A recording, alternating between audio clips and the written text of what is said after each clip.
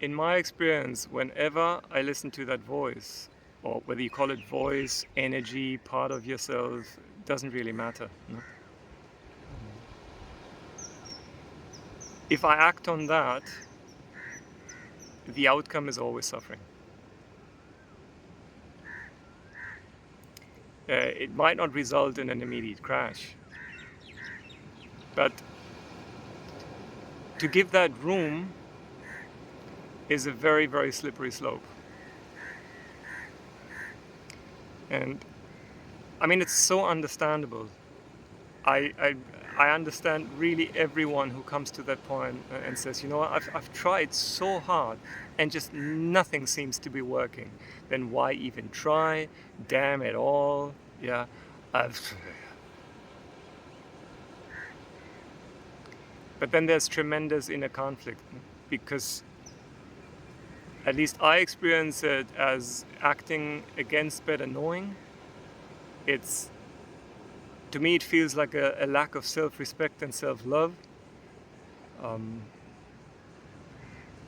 then also self-trust comes down, because if I knowingly do something where I know I'm gonna create suffering for myself, wow, that's quite something. So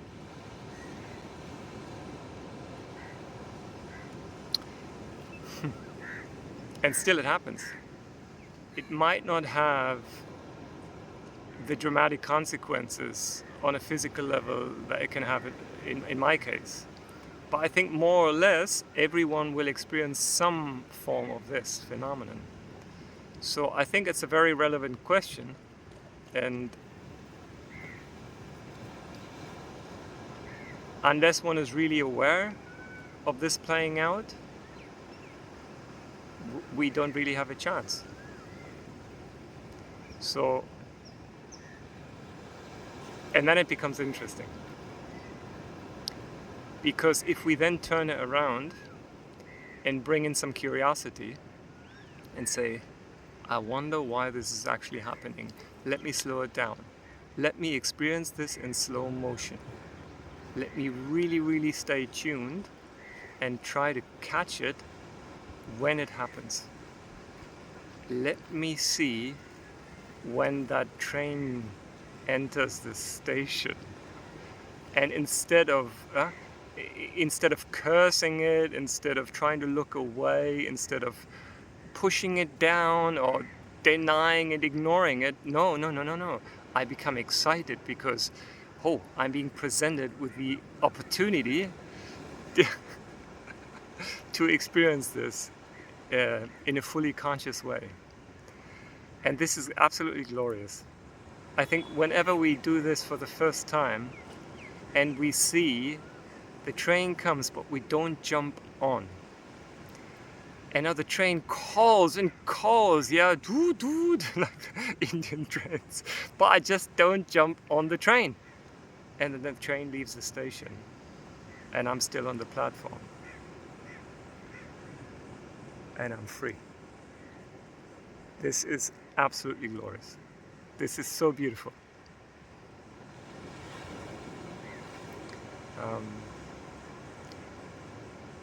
I leave you with one more picture of that, and that was my first experience with Vipassanā. I started doing Vipassanā when I was 19, and prior to that I'd be I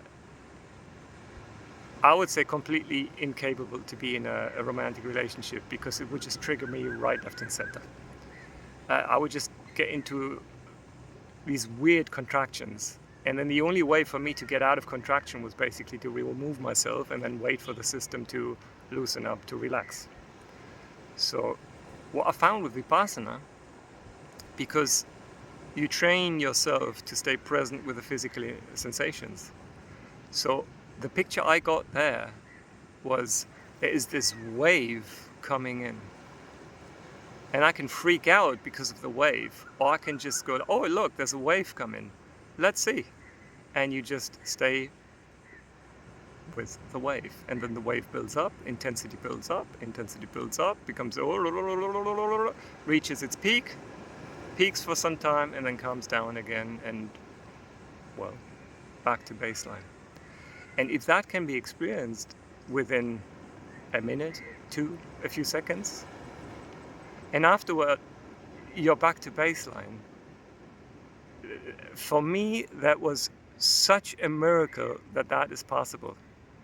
And in hindsight, still, there's so much gratitude in me to have found that. Yeah, that's the other picture that comes to mind for me, the picture of the wave. So I leave you with that, and I think tomorrow I'm going to come back to the topic of the wind of change. Have a beautiful evening.